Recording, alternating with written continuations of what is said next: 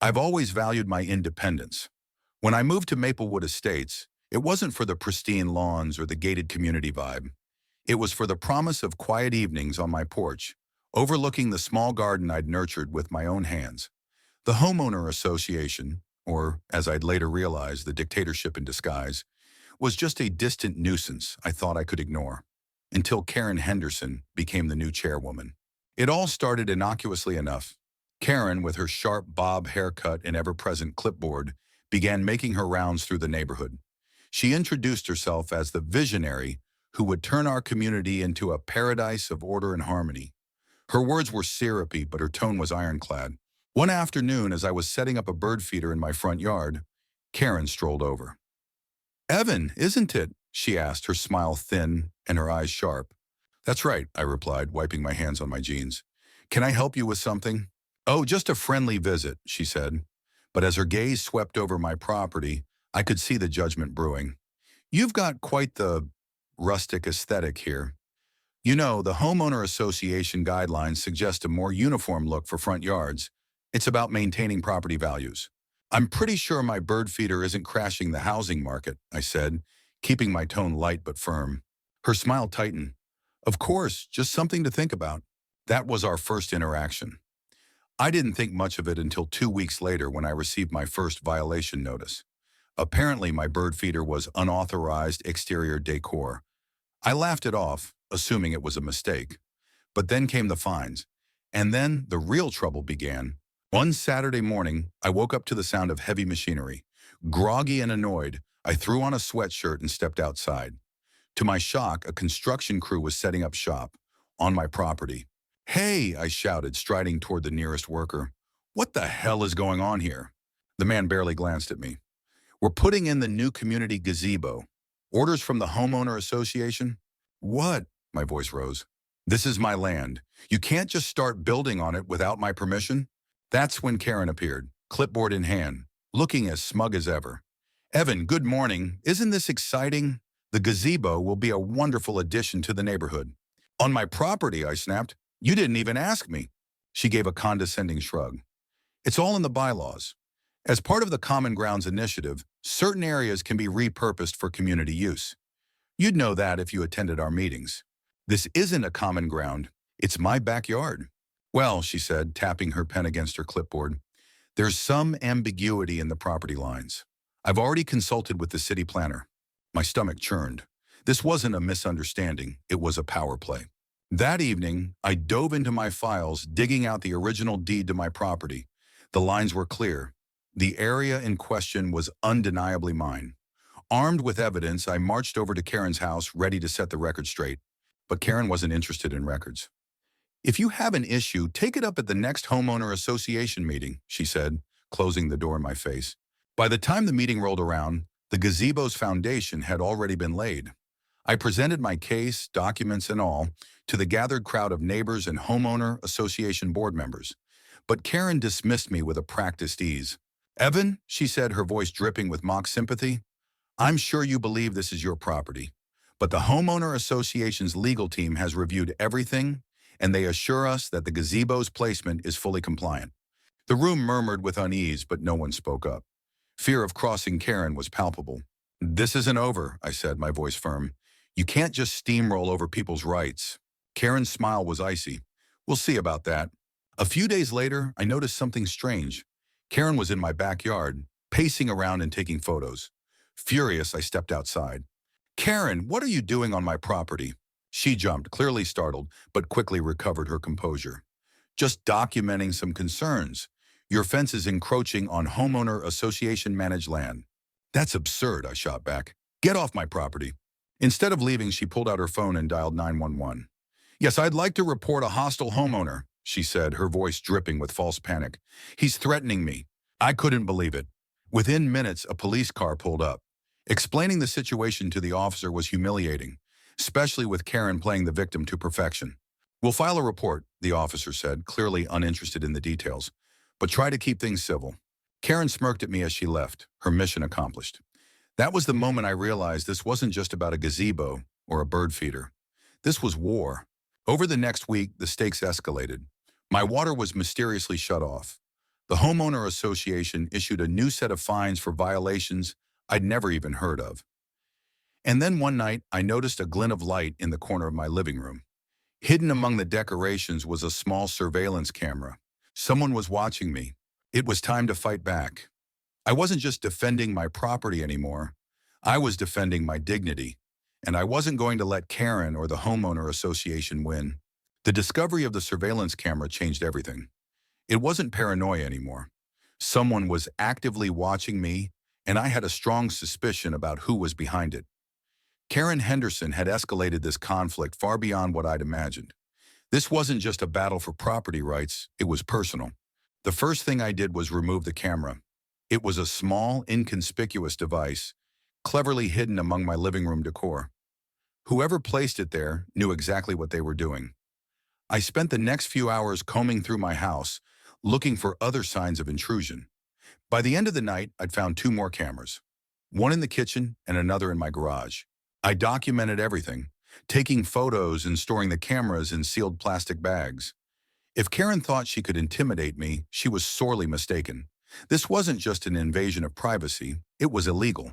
The next morning, I decided it was time to take the fight to the next level. I reached out to my neighbors, starting with the ones I trusted most. To my surprise, several of them had their own stories about Karen's overreach. One neighbor, Linda, shared how Karen had fined her for having a garden gnome, claiming it violated homeowner association guidelines. Another, Mike, told me how Karen had forced him to repaint his front door 3 times because the shades of blue he chose weren't community approved.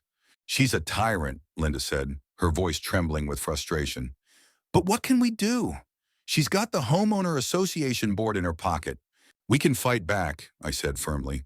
She's crossing the line, and it's time we stood up to her. By the end of the day, I'd gathered a small group of like-minded neighbors who were tired of Karen's antics. Together, we started compiling evidence of her misconduct. Every fine, every unreasonable demand, every shady dealing, we documented it all. The next homeowner association meeting was the perfect opportunity to confront Karen. The room was packed with many residents eager to see how the latest drama would unfold. Karen sat at the head of the table, her clipboard in hand and her smile as smug as ever. When it was my turn to speak, I stood up and laid everything out. Over the past few weeks, I've experienced blatant harassment, illegal surveillance, and an unauthorized construction project on my property. And I'm not the only one. Karen, your actions as homeowner association chair have been abusive and unjust. This ends now. The room erupted in murmurs. Karen's smile faltered for a moment, but she quickly regained her composure. These are serious accusations, Evan, she said, her voice dripping with feigned concern. Do you have any evidence to support them? I held up the cameras I'd found. These were hidden in my home. I have photos and timestamps proving they were planted without my knowledge. And given your history of overstepping boundaries, I'd say you have some explaining to do. The murmurs grew louder. Karen's face turned pale as I passed the cameras around for everyone to see. This is absurd, she said, her voice shaking slightly. I've never seen those before. You can't seriously believe I had anything to do with this. Then how do you explain the unauthorized construction on my property? I shot back. And the sudden ambiguity in property lines? You're not just overstepping, you're breaking the law. For the first time, the other board members looked uneasy.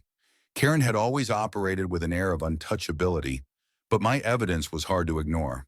Perhaps we should investigate these claims, one of the board members suggested cautiously. If there's any truth to them, we need to address it. Karen's eyes flashed with anger. This is a smear campaign. Evan is just upset about the gazebo. He's trying to undermine everything we've worked for.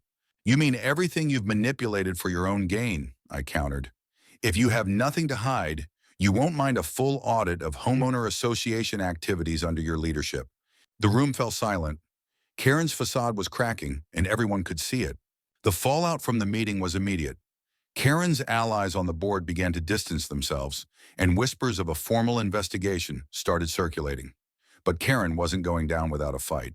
2 days later, I received a notice of eviction. The document claimed I'd violated multiple homeowner association regulations and was no longer welcome in the community. It was absurd. I owned my home outright, but it was a clear attempt to intimidate me. That same night, I caught someone tampering with my car. The figure ran off before I could confront them, but the message was clear. Karen was playing dirty. I installed additional security cameras around my property and reported the incident to the police. They were sympathetic but limited in what they could do without solid evidence. Frustrated but undeterred, I doubled down on my efforts to expose Karen's corruption. With the help of Linda and Mike, I started digging deeper into homeowner association records. What we found was shocking. Karen had been funneling homeowner association funds into a private account under the guise of community improvement projects. The gazebo construction was just the tip of the iceberg. Armed with this new evidence, I contacted a local attorney. Together, we prepared a legal case against Karen and the homeowner association. It was a long shot, but I was determined to see it through. As the days passed, the tension in the neighborhood grew. More residents came forward with their own stories of Karen's misconduct, and the tide began to turn. For the first time, it felt like I wasn't fighting this battle alone. Karen's desperation reached new heights. One morning, I woke up to find my garden vandalized. Plants were uprooted, and the bird feeder that started it all was smashed to pieces. A note was left behind, scrawled in red ink. "Back off." It was the final straw. I called an emergency meeting with my neighbors and presented everything we'd uncovered. Together, we voted to demand Karen's resignation and bring in an independent auditor to review homeowner association finances. Karen, of course, refused to step down, but the writing was on the wall. The community was united against her, and the legal case was gaining momentum. She couldn't hold on to her power much longer. As I looked around the room at my neighbors, once silent, now standing together, I felt a renewed sense of hope. This fight was far from over, but for the first time, it felt like justice was within reach. Karen's refusal to step down fueled the fire of conflict, and the neighborhood was now sharply divided. Some residents still clung to the belief that Karen's actions, though extreme, were for the greater good. Others, emboldened by the mounting evidence of her corruption, began speaking out. The atmosphere was tense, and I knew the next steps would determine everything. The week following the emergency meeting, my attorney, Sarah, filed a formal complaint against the homeowner association with the local authorities. The allegations included misuse of funds, harassment, and illegal surveillance. Sarah warned me, "This will take time, Evan. Be ready for retaliation." I was ready, or so I thought. 2 days after the filing, a group of surveyors showed up on my property, accompanied by Karen and a representative from a local construction firm, Haven Builds. They claimed they were reassessing property lines to settle the gazebo dispute. "You don't have the authority to do this," I said, stepping in their way. Karen's smug expression returned. "Actually, Evan, we do. The Homeowner Association Board approved this reassessment to clarify boundaries. The surveyors began marking my yard with stakes, pushing closer to my home. My blood boiled as Karen casually discussed the upcoming gazebo ribbon-cutting ceremony with the Haven Builds rep. I recorded everything on my phone and called Sarah. She arrived an hour later with an injunction order, forcing them to halt the reassessment until the court could review the property documents. Karen's facade cracked, but she stormed off without a word, leaving the surveyors scrambling to pack up their equipment. That night, I woke to the sound of breaking glass. My heart raced as I grabbed a flashlight and rushed outside. My car's windows had been smashed, and Traitor was spray-painted across the hood.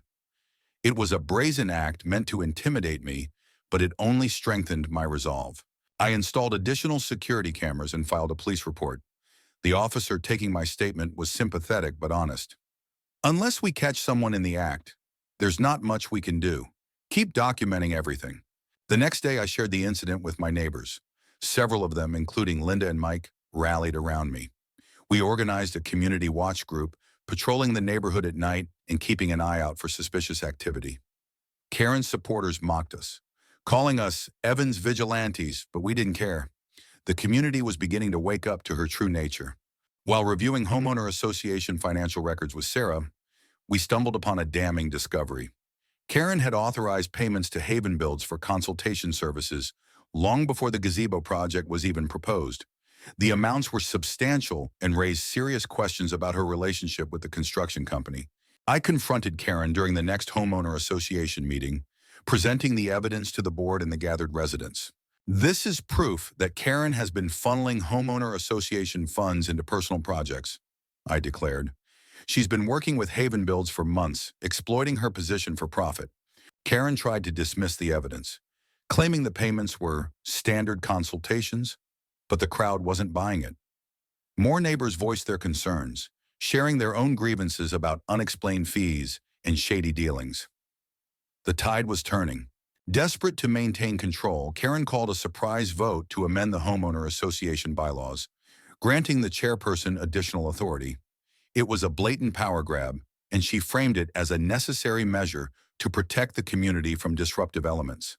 The vote was chaotic, with residents shouting over each other. Linda and Mike, now key allies, helped organize a counter-movement. We managed to block the amendment, but the tension reached a boiling point. Karen's composure finally cracked as she screamed at the crowd, accusing us of undermining her vision. The meeting ended in chaos, but the damage to Karen's reputation was irreparable. The board called for an independent investigation into her actions, and I knew we were close to victory. Still, I couldn't shake the feeling that Karen had one last move up her sleeve. As I walked back home that night, I noticed a car parked at the end of my street, its engine idling. The silhouette inside was unmistakable. Karen was watching me. I turned on my security cameras and locked my doors, knowing that the battle wasn't over yet. Despite the fear and exhaustion, I felt a surge of determination. Karen's reign was crumbling, and I wasn't going to stop until justice was served.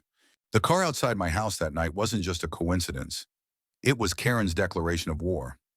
Over the next few days, her retaliation escalated in ways I hadn't anticipated. The community was now a battlefield, and Karen had no intention of going down quietly. The first blow came in the form of an homeowner association notice. I was fined $5,000 for multiple violations, including excessive noise, unapproved yard decor, and failure to maintain community standards. It was an outrageous list of fabricated accusations, clearly aimed at burying me in debt. I wasn't the only one targeted. Linda and Mike received similar notices, and other neighbors who had sided with me found themselves under sudden scrutiny. Karen was weaponizing the homeowner association's rules to punish anyone who dared oppose her. I immediately contacted Sarah, who began preparing a formal appeal.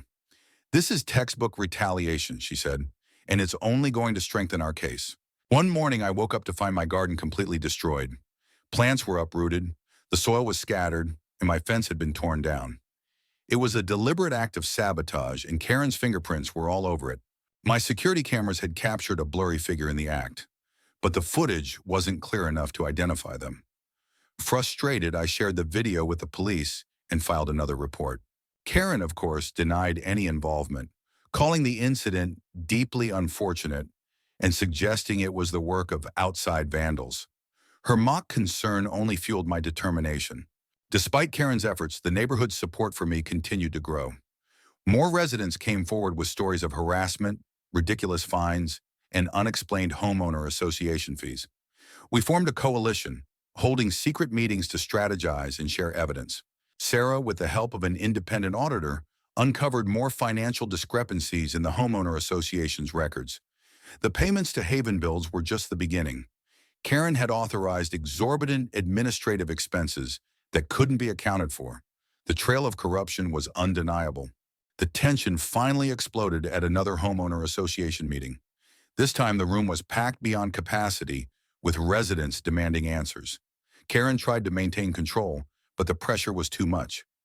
Linda presented the financial evidence, and Sarah outlined the legal violations Karen had committed. "This isn't leadership," Sarah declared. "This is abuse of power.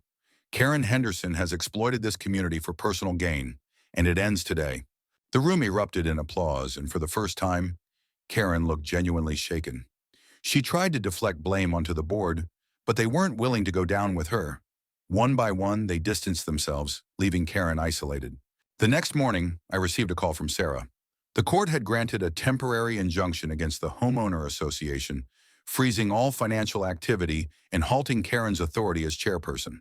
It was a massive victory, but Karen wasn't done yet. That evening, a fire broke out in my backyard. I managed to extinguish it before it spread, but the message was clear. Karen was desperate and willing to go to extreme lengths to silence me. I turned over the evidence to the police, who finally began taking the situation seriously. With a legal case moving forward, Karen's control over the homeowner association crumbled. The community voted to remove her from her position, and a new interim board was established. The investigation into her misconduct expanded, revealing a web of fraudulent activity that went beyond our neighborhood. Karen, once untouchable, was now facing potential criminal charges. The fight had been exhausting, but as I looked out over my restored garden, I felt a sense of relief. The battle wasn't just about property or fines. It was about standing up to a bully who thought she could control everyone around her. For the first time in months, Maplewood Estates felt like a community again. But I knew the scars of Karen's reign would take time to heal. As for me, I'd learned a valuable lesson. Never underestimate the power of unity and persistence. Together, we'd taken down a tyrant, and justice was finally within reach. Karen's desperate attempts to maintain control had backfired spectacularly. The fire in my backyard marked her final act of intimidation, but it also cemented her downfall. With the investigation expanding and the community rallying together, the end of her reign was in sight. The evidence I'd gathered from the fire, combined with the surveillance footage and financial discrepancies, finally pushed the authorities to act. Karen was brought in for questioning, and her connection to Haven Builds became the linchpin of the case. It turned out that she'd been receiving kickbacks from the construction company in exchange for pushing projects like the gazebo onto homeowner association-managed properties. The news spread through the neighborhood like wildfire. For years, Karen had operated with impunity, but now her secrets were laid bare. The local media picked up the story, turning her into the poster child for homeowner association corruption. Watching her smug facade crumble was a vindication for everyone she'd wronged. With Karen removed from her position and facing criminal charges, the interim homeowner association board began the daunting task of rebuilding trust within the community. Linda, Mike, and several other residents stepped up to form a new leadership team, prioritizing transparency and fairness. One of their first actions was to repeal the fines and penalties Karen had imposed, including the outrageous $5,000 she'd slapped on me. They also hired a professional surveyor to reassess the property lines, confirming what I'd known all along. The gazebo construction had been illegal from the start. The foundation was removed, and my backyard was finally restored to its original state. The day Karen's trial began was one of mixed emotions. She faced charges of embezzlement, harassment, and criminal mischief. Watching her stand before the judge, no longer the untouchable ruler of Maplewood Estates, was satisfying but sobering. She'd caused so much damage, and it would take time for the neighborhood to fully recover. The trial revealed even more about Karen's schemes. She'd manipulated homeowner association bylaws to funnel thousands of dollars into her personal accounts and had even attempted to intimidate other board members into silence. Her arrogance had been her undoing. Karen was found guilty on multiple counts and sentenced to several years in prison. As she was led away in handcuffs, I couldn't help but feel a sense of closure. Justice had been served. In the weeks following Karen's conviction, life in Maplewood Estates began to return to normal. The new homeowner association board implemented reforms to prevent another tyrant from taking control. Monthly meetings became open forums for residents to voice their concerns, and financial records were made accessible to everyone. My relationships with my neighbors grew stronger. The shared experience of standing up to Karen had created a bond between us, and we were determined to ensure our community remained a place of mutual respect and cooperation. As for me, the fight with Karen had been exhausting, but it had also taught me the importance of standing up for what's right. I'd faced down a bully who had tried to take everything from me, and I'd won. My home, my property, and my dignity were intact. On a crisp fall morning, I stood in my backyard, looking at the freshly planted flowers where the gazebo foundation had once been. The bird feeder, the one that had sparked this entire ordeal, was back in its rightful place. A pair of sparrows fluttered down to it, unbothered by the chaos that had unfolded here. Life was peaceful again, and I intended to keep it that way. Maplewood Estates was my home, and no one, not Karen or anyone else, was going to take that away from me. Karen's downfall became a cautionary tale for homeowner association boards everywhere. Her actions had exposed the dangers of unchecked power and the importance of community oversight. For Maplewood Estates, it was a hard-earned lesson that brought us closer together. As I walked back inside, I glanced at the community newsletter on my kitchen counter. The headline read, "A New Era for Maplewood Estates." It felt fitting. We'd faced adversity and come out stronger, proving that even in the face of corruption and intimidation, justice could prevail.